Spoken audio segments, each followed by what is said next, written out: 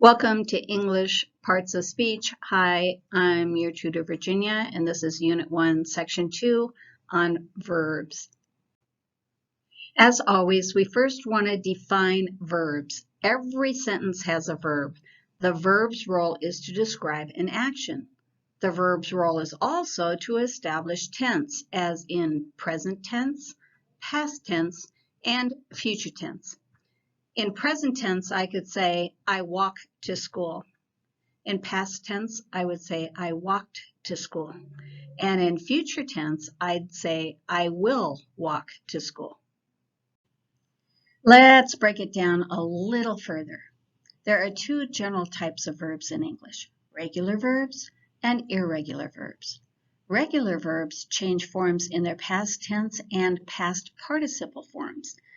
Past participle means that the verb has been paired with a helping verb, such as have, has, had, was, were, or is. Let's look at the regular verbs and the irregular verbs here.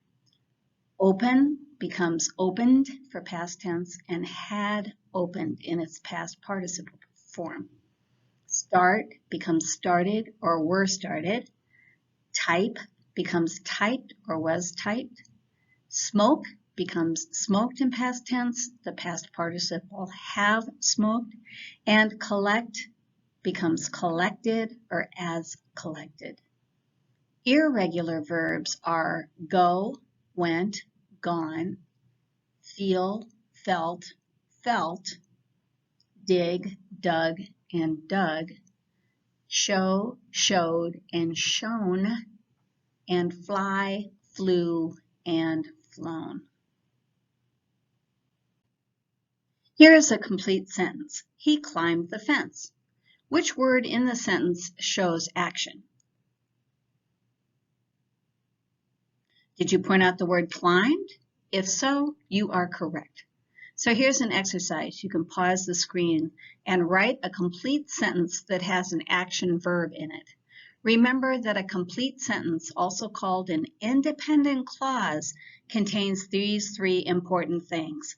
A noun, and remember a noun is a person, place, or thing, such as an event or an emotion. A verb, and remember verbs are the action words, and remember too that the sentence must make sense. Now on that last slide, the third thing of the three things that are important in identifying a complete sentence was it must make sense. And the reason that that's a little confusing sometimes is you can have a phrase or a fragment that has a noun and a verb, but if it does not make sense, it is not a complete sentence. So in this exercise, cross out the example below that does not make sense, nor is it a complete sentence. John went to the store because of the time. Isabella shouted with joy. Did you cross out because of the time? If so, you are correct. It does not make sense, and it doesn't have a noun and a verb. In the two complete sentences above, underline the verbs in those sentences. Remember, verbs are also action words.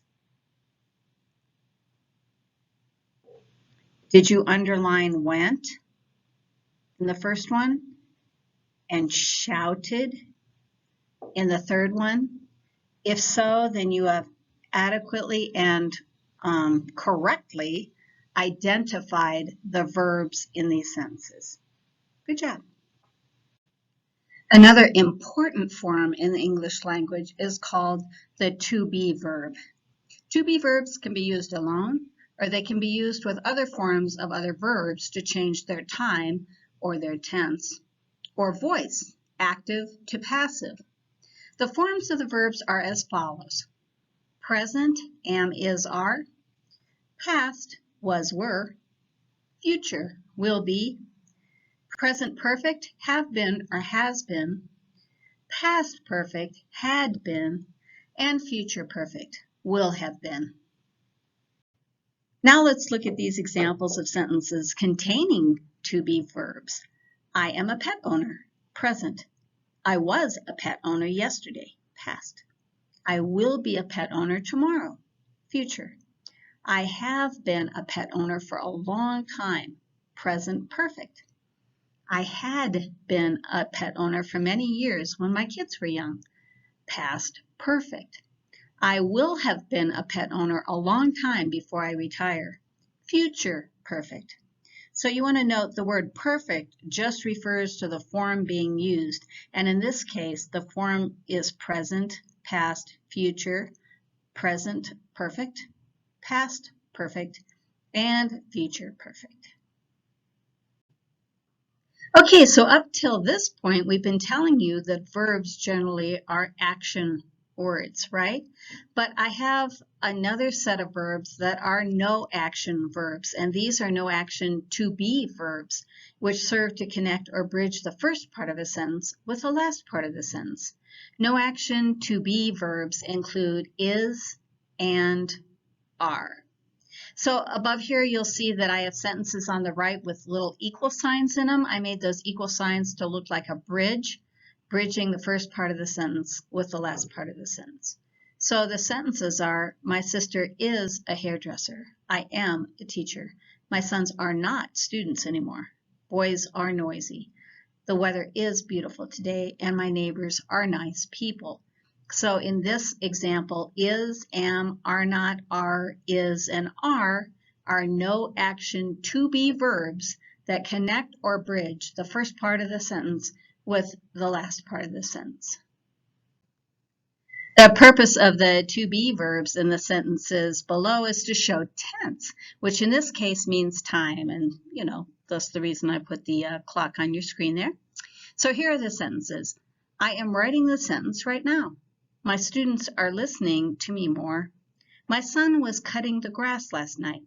Some people in my neighborhood were having a party last weekend. You will be studying in class next week. I have been teaching English for years. It has been getting colder and colder by the day this fall. It had been raining before I woke up this morning, and you will have been sitting in your seats this morning until we finish class. Action can follow to be verbs. Action verbs are easy to recognize because they end with the ing form of the verb, which is the present participle, also called gerunds. Note the to be verb indicates time, and the ing verb represents action. Now let's talk about helping verbs. Here are 19 helpful helping verbs, including am, is, are, was, were, can, could, will, would, may, might, should, must, shall, do, does, did, have, has, and had. Okay, so let's pause and do this exercise. Write a sentence or question in which each sentence uses one of these helping verbs. I'll check back with you in just a minute. Did your sentences or questions sound or look like these? I am a pet owner. I am not a tree trimmer. Were the students at school? No, they weren't at school. They are playing baseball. Are they playing football next? No, they aren't playing football. She was driving to the market. Was she driving to the one in Reno? No, she wasn't. Here are some more sentences to review. These use modal verbs in positive, negative, and question forms. So the modal verbs that will be used in these sentences are can, could, will, would, may, might, should, must, and shall. The negative form, can not or can't, could not or couldn't, will not or won't, would not, may not, might not, should not, must not, and shall not. And the question form, can I, may she, shall we, would you, must it, and would he. So let's look at the sentences. Can they speak Norwegian? No, they cannot. Could he do it? No, he could not do it. We must do our homework. Should students come to class on time? Yes, they should. They should not come late. Will you cook dinner tonight? No, I won't cook dinner tonight. The man might have gotten into an accident. He would have called if he had. So this is how you can see using both the negative, positive forms and also the question forms using modal verbs. Let's look now at to-do verbs do, does, and did. With verbs in the present and past tenses, the verbs to do is used for negative and the question form. Negative form is do not, does not, did not, and the contractions form for that is don't, doesn't, didn't. The question form, do they, does he, did you. If we look at these sentences, we should see some of the to-do verbs do, does, did, and do not, does not, did not. We eat lunch. Do we eat lunch? No, we do not eat lunch. She goes to class. Does she go to class? No, she does not go to class. And finally, they play football. Did they play football? No, they did not play football. Okay, deep breath. We're almost at the finish line. Let's talk about to have verbs, including have, has, and had. It's important to note that have has two meanings in English and two uses. When have is used independently, it means to own. For example, I have a car, you have an AA degree, and so forth. However, when have is used with the perfect tense in English, it becomes a helping verb whose purpose is to signify the perfect tense. As a helping verb, the negative and question forms use the verb have. The negative form, have not, has not, had not. The question form, have you, has she, had we. Here are some sentences demonstrating the use of to have verbs in the form have, has, and had. I have eaten dinner. Have you eaten dinner yet? No, I have not eaten dinner. It has rained a lot. Has it rained this evening? No, it has not rained this evening. We had done all of our work by the time we left for home. Had we left any work for the next day? No, we had not left any. She has come to class every day this quarter. Has she been late? No, she hasn't been late at all. So take a moment and circle all the to have verbs, including have, has, had, haven't, and so on. In a closing note, understand that helping verbs basically control almost all of the verb formations in English. Therefore, if you learn and understand helping verbs, you will learn and understand English grammar much more easily. This concludes Unit 1, Section 2, Verbs. As always, thank you for joining me today, and for more help identifying verbs and all other topics relating to grammar, meet with a Veterans Upward Bound tutor. The next slide will give you all the contact information you need.